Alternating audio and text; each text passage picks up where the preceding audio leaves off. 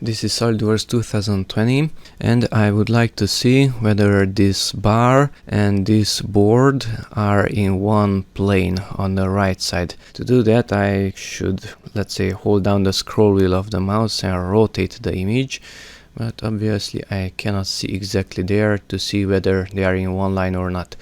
Okay, so to see it, let's zoom out with the scroll wheel. We have this section view here.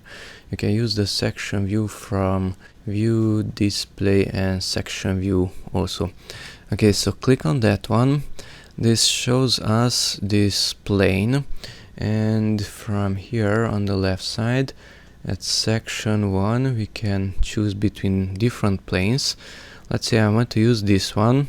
It has an arrow. From the arrow you can drag the image to the left or to the right. You can use the circles to rotate it to a different angle if you want. Okay, but I want this one, so I will use the arrow and position it, let's say there, where I can see my bar and my top plate also.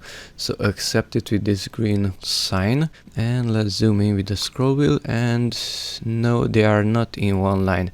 So there is a small gap between this bar and that plate, so it is not in one line. Okay, and to get out of this view, just click on this section view once again, and the rest of the materials will be shown also.